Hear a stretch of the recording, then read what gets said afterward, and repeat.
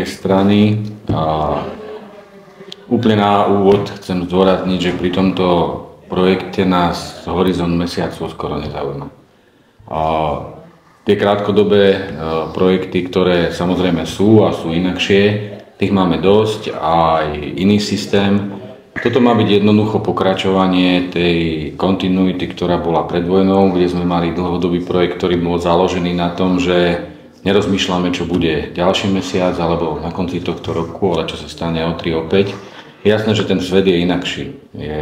Mení sa rýchlejšie, tie veci prichádzajú bez upozornenia, ale aj napriek tomu si myslíme, že nejaký ten poctivý výber a tá príprava, čo sme robili a tie diskusie okolo toho, zo všetkých tých nových krajín, ktoré sa vrhli do produkcie pneumatík, India geopoliticky je takmer najbližšie tomu kvázi našemu západu a predpokladáme tam aj nejakú stabilitu, aj nejaký potenciál rozvoja, aj nejakú bezpečnosť. Samozrejme stále je to po mori a furt tam je to riziko, ale je málo firiem, ktorí dokážu urobiť ten rozsah, tie segmenty, tie produkty v tej kvalite a proste mať podobnú víziu tej dlhodobej spolupráce. Takže my si od toho sľubujeme, že sa buď vráti, alebo opäť vyplní ten priestor pre tú spoluprácu tých dlhodobých priateľov, tých profesionálov, kde naozaj to bude v prospech. Ono môže byť tá win-win situácia. Dneska to je tak, že niektorí výrobcovia to hrajú na úkor dílerov, niektorí díleri to hrajú na úkor výrobcov, ale my by sme to chceli postaviť tak, ako sme mali tie ruské projekty, že je to výhoda aj pre fabriku, aj teda pre nás a pre to je taká vízia naša. Z môjho pohľadu alebo z nášho pohľadu, keď mám teda hovoriť za spoločnosť CEAT, vidím teda víziu, takisto sa nebavím o horizonte mesiacov. To nie je náš cieľ, ale hľadáme dlhodobých, spoľahlivých partnerov, silných, ktorí nemenia značky ako ponožky, ale chcú a sú ochotní investovať do značky dlhodobo. A sú profesionáli na trhu, majú svoju sieť, robia to dlhodobo, môžu dokonca participovať na vývoji a rozvoji značky, podieľať sa na vývoji produktu priamo tým, že spoločnosť CEAT začala napríklad s nákladnými pneumatikami v Európe pár rokov dozadu, je tam stále priestor na rozvoj. Takže z tohto pohľadu je aj pre nás veľmi dôležité mať partnerov, ako je napríklad spoločnosť Balatair, ktorí majú skúsenosti dlhoročné a môžu priamo zdieľať vlastne spätnú väzbu z trhu, z reálnych proste vozidiel nasadených na trhu. Dnes ja z môjho pohľadu badám, že distribútori pneumatík sú už strašne unavení z toho hľadať stále niečo nové. Každý rok, každé nejaké obdobie a začínať so značkou. Totiž tu boli určité fázy aj v Európe. Keď tu boli európski výrobcovia, ktorí iní výrobcovia, napríklad nebol tu import z Ázie, neviem, z Číny, alebo desiatky rokov nazad. Potom vlastne veľkí hráči ako Continental, Michelin, Goodyear poskupovali menšie spoločnosti ako v Českej republike, na Slovensku, ostatných mali značky ako Matador, Barum, takéto. Tých distribútorov je extrémne veľa, ktorí navzájom strašne sa bijú, keď není iná možnosť, samozrejme s cenou. Takže tam dochádza k tomu, že tá priestor na maržu je minimálny, častokrát žiadny. Potom prišla éra, že vlastne extrémny prílev značiek predovšetkým z Ázie, z Číny a na začiatku mohol niekto zarobiť, alebo ako ste spomenuli tú maržu alebo ten zisk, ale po chvíli už to bolo zmenené, lebo to, čo sa dohodlo, potom neplatilo. Alebo po chvíli, alebo po roku, alebo neviem, po sezóne, po 2 sezónach.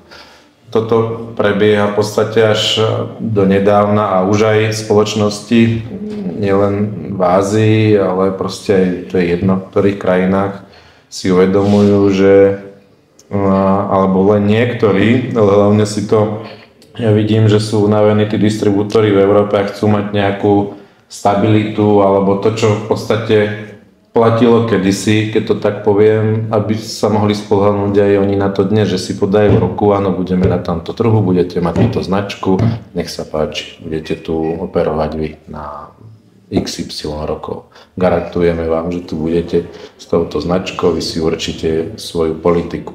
Samozrejme, dnes máme free trade policy v Európskej únii, je tu voľný pohyb tovaru, služieb, takže nemôžeme obmedziť, ale stále preto je extrémne dôležitá distribučná politika a vlastne tá značková stratégia, ale aj ten gentleman agreement, tá gentlemanská dohoda, na čom sa dohodnú predaj, alebo teda distribútor aj s výrobcom pneumatik, aby to platilo. Taký z môjho pohľadu vidím toto, že je dnes oveľa dôležitejšie ako vidina nejakého krátkodobého zisku alebo zarobenia peňazí v jednom momente, ale aj zase hľadať niečo iné ďalší rok a zase jeho tí menší distribútori, dealery, takže z tohto pohľadu je to pre mňa dôležité a verím, že aj naša spoločnosť, ja som presvedčený, bude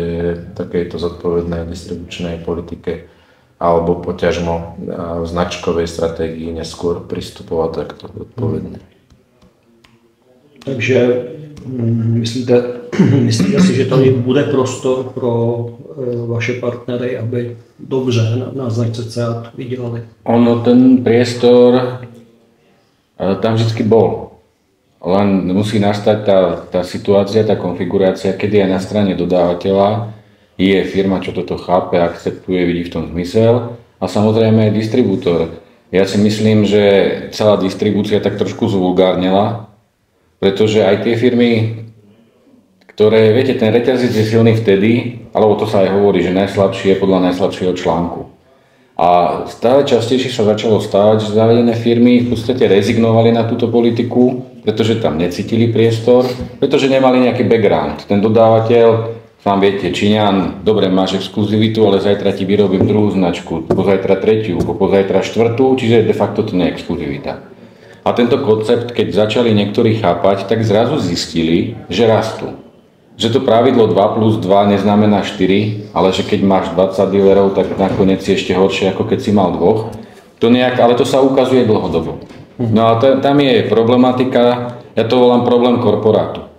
Viete, ten je ešte horší v Ázii, ako je tu. Tu máte nejaký ľudský prístup k tomu manažerovi. A dobre, aj keď na konci dňa jemu ide o prémie a má možno krátkodobejšie ciele, tak je tam taký ten podmas, že áno, že sme firma, ideme spolu. V Ázii absolútne tam.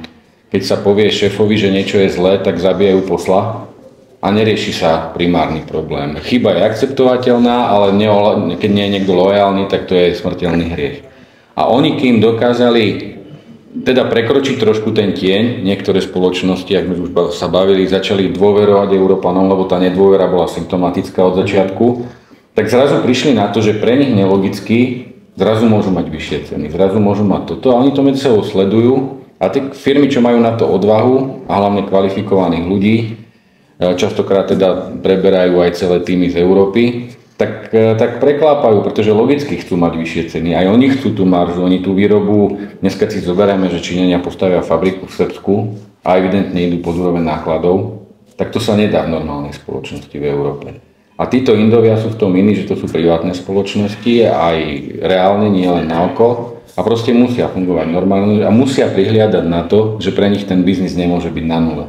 Pre nich nemôže byť na mínuse, ako pre čínske spoločnosti niekedy.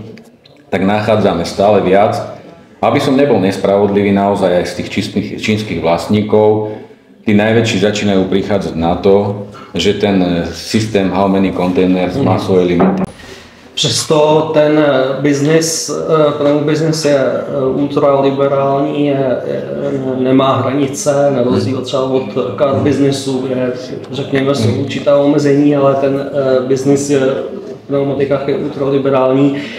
Tak myslíte, že padly tady jména několika silných nadnárodních velkoobchodů, nebudu je jmenovat, ale myslíte si, že ten výrobce je schopen vlastně zajistit jakousi exkluzivitu v tom duchu, že tito velcí hráči k tomu zboží nepřijdou někde jinde. Je a deje sa to, nakoniec táto doba nám ponúka oveľa viac nástrojov ako v minulosti.